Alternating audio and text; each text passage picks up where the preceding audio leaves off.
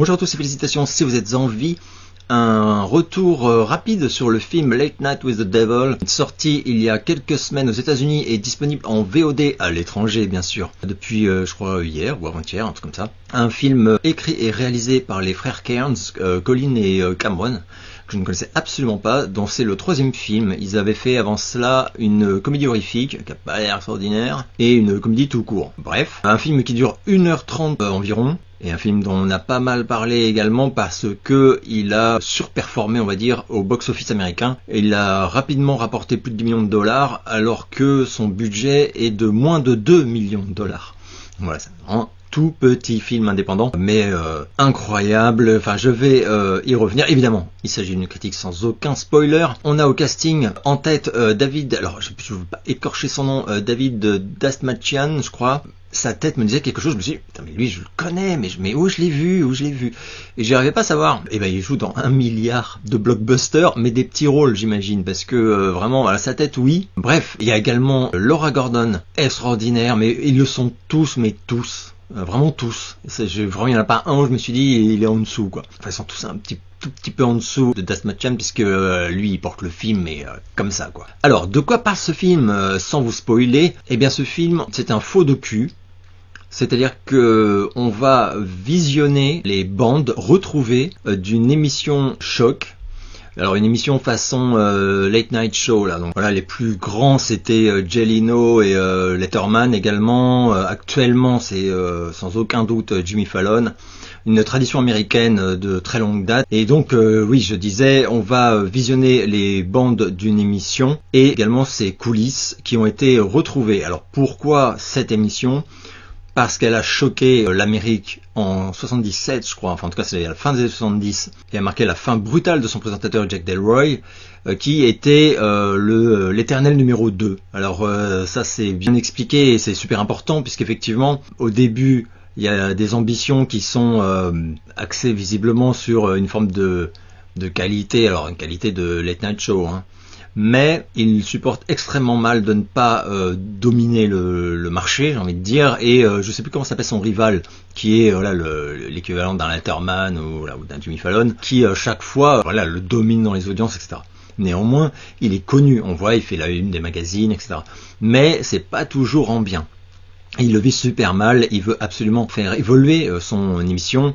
Et il est un peu désespéré. Et donc il tente des trucs parfois un peu malaisants, hein. Il va notamment mettre en avant son épouse, je vous raconte pas le contexte, mais c'est assez malaisant. Et c'est ça aussi que j'adorais dans ce film, c'est ce mélange de fausse légèreté, enfin de légèreté feinte, et de vrai malaise. Donc on arrive à cette émission du soir d'Halloween, enfin c'est pas le soir d'Halloween, mais c'est l'émission qui est diffusée à la période d'Halloween, et donc emprunte la thématique d'Halloween, avec alors les chauves-souris en plastique suspendus, enfin les petits gags sonores, enfin, et ça c'est tellement bien retranscrit. Enfin si vous avez regardé un peu des late night shows quoi, maintenant avec YouTube on en trouve, on les trouve hyper facilement. À une époque c'est un peu plus difficile si t'avais pas ou le câble ou le satellite, etc. Mais c'est retranscrit à la perfection, mais tellement la couleur, le ton, les habits évidemment, c'est fabuleux. Donc on va assister à l'intégralité de ce qui a été diffusé, mais également de ce qui a été donc filmé entre les séquences, parce que voilà, ces émissions-là, c'est tout le temps plein de petites séquences, donc dans les coulisses, etc., etc. Et donc ce soir-là, Jack Delroy recevait un médium, un zététicien, donc c'est voilà, les sceptiques, qui s'entraînent voilà, à démonter un peu justement tous ceux qui font commerce voilà, de ces croyances, enfin, de ces choses-là. Une parapsychologue également, et la très jeune fille dont elle s'occupe, dont elle a la charge, qui est la survivante d'une secte satanique et qui serait depuis possédée par le diable. Enfin, voilà. Donc vous imaginez voilà, le cocktail, et l'émission va progressivement déraper, l'ambiance va se déliter complètement, mais c'est fait progressivement, et ça c'est assez fort parce que sur 1h30 je trouve que le film parvient à prendre son temps sur certains trucs, et c'est hyper important. Donc ça j'ai adoré, et le ressenti, Voilà, moi j'ai pas eu l'impression que le film était si court que ça, et en fait il est court. Mais comme il est assez riche, voilà, t'as un effet qui est pas forcément celui-là, quoi. Je peux pas vous dire ce qui va vraiment se passer, si ce n'est que oui, parce que ça c'est comme dès la bande-annonce, vous le savez, et il va donc insister pour faire de l'audience à ce que cette parapsychologue fasse une séance avec sa protégée afin d'entrer en contact avec le démon qui est en elle. Tout ça en direct sur le plateau. Contre l'avis de la parapsychologue qui apparemment était un peu d'accord, enfin mollement, hein, mais qui va lui dire juste avant la séquence, quoi, qu'elle est plus du tout d'accord pour se livrer à cette expérience parce que Lily, donc c'est le nom de cette jeune fille, est très instable dernièrement. Elle le sent pas, quoi. Alors le comportement de Lily, quand elle est normale, il est tout sauf normal déjà, et il est ultra flippant, ultra malaisant. Quand je dis flippant, je précise quand même, hein,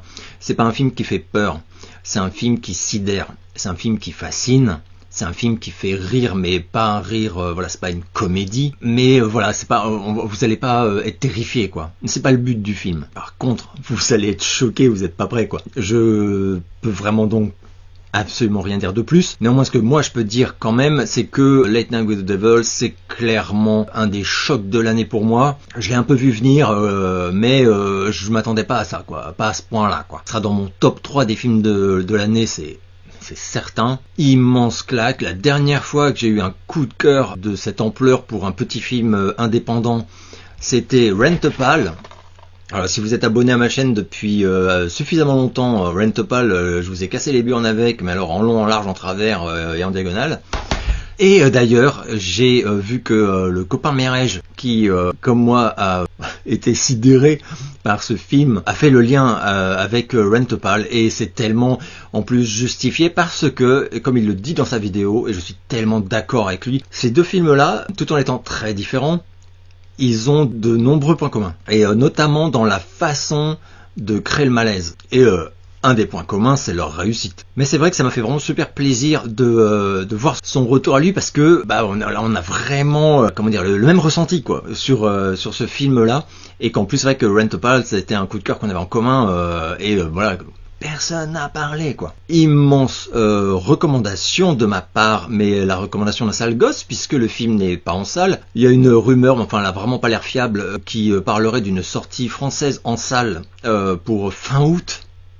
Et là, quand même, t'as quand même envie de te dire, mais on se fout de la gueule de qui, en réalité? Enfin, les mecs veulent juste détruire les films sur les marchés européens. Je ne sais pas, je ne comprends pas ce qui se passe. Sachant que même dans le meilleur des cas, si tant est que ce soit vrai, fin août, on aura déjà tous à la maison Late Night with the Devil en Blu-ray, DVD, Steelbook. C'est vraiment, on marche sur la tête, quoi. Donc si c'est pour le sortir en salle fin août, franchement je fais partie des gens qui diraient mais le sortez pas en salle, les gars, quoi. Ça ne sert à rien. Soyez plus réactifs, je ne sais pas, mais ça ne sert à rien. Oui, parce qu'après ils vont gueuler en disant bah oui forcément ça fait 6 mois que c'est en VOD, avec les VPN, tout le monde l'a vu. Bah oui, ça c'est sûr. Néanmoins, alors, et là je vais vraiment achever de me faire des ennemis, mais voilà, je fais pas une chaîne YouTube pour me faire des amis en racontant de la merde. Sinon d'ailleurs je vous ferai une jolie vidéo aujourd'hui là au lieu de celle-ci sur Rebel Moon Part 2 en disant que c'est génial, et arrêtez d'attaquer Zack Snyder. Mais bon, celui-là je pense que je vais me l'épargner. Là, moi tout ce que j'ai envie de dire en plus sur ce film, mais c'est la vérité, c'est ce que je dirais à un pote si on discutait, c'est que je déconseille de voir ce film en salle. Il y a des films, il faut les voir en salle, et je suis le premier à le dire, je suis le premier à y aller d'abord, mais là, ce film-là, il faut le regarder, enfin c'est une émission de télé, quoi, qu'on est censé regarder, et l'immersion, voilà. En plus de ça, moi de toute façon, ce genre de film, je sais très bien que si j'y vais en salle avec plein d'autres gens, l'immersion c'est pas du tout la même. T'entends, ça parle, il y a les smartphones, enfin pour peu qu'il y ait des jeunes, enfin les sales jeunes, je plaisante, mais vous voyez très bien le genre de séance que je décris. Ouais, moi je l'ai regardé hier, genre à minuit, tranquille dans le noir, dans le silence, avec ma chérie, et bon, pour moi c'est la meilleure façon de regarder le film. Donc un immense coup de cœur, quoi qu'il en soit, un coup de cœur critique, mais alors là réellement quasi unanime. J'ai vu que la moyenne sur Rotten Tomatoes, elle est dingue, elle frôle les 100%, je crois qu'on est à 97%, et alors ça c'est déjà spectaculaire, mais ça l'est encore plus quand on voit que ce pourcentage est obtenu sur presque 200 critiques pro recensées, donc là c'est un vrai exploit, quoi. Après, Je disais que je le surveillais ce film-là depuis très longtemps, sans soupçonner qu'il me frapperait à ce point-là. C'est parce que notamment Stephen King, que j'adore, parce que Stephen King, il a plein de défauts, il y a plein de petites critiques qu'on peut faire, quoi. Mais il est resté hyper fan des œuvres. Et ça j'adore. Il est resté comme un ado, quoi. Donc quand il s'enflamme et il veut aider. Et ça j'adore ça. Et ça marche avec les écrivains. Il aide beaucoup de jeunes écrivains, de petits écrivains. Quand il lit un truc et que ça lui plaît, il va sur les réseaux, il le dit. Il autorise à ce qu'on recopie ses éloges en 4e de couverture des bouquins. Enfin, il sait très bien que ça va booster les ventes. Et c'est tellement gentil de faire ça, quoi. Et donc, il avait assisté à une projection semi-privée il y a plus d'1 an. Parce que je vais même retrouver le tweet, c'est mars 2023, donc voilà, on est en avril 2024. Comme vous allez voir, il dit pas juste que c'est bien, il dit qu'il a été scotché et qu'il faut impérativement aller voir ce film. Donc voilà, par la suite il en a encore reparlé. Clairement c'est un immense coup de cœur pour lui. Et voilà, c'est quand même pas l'avis de n'importe qui, même si je dirais que des fois Stephen King il dit c'est génial, et bon, quand on regarde des fois...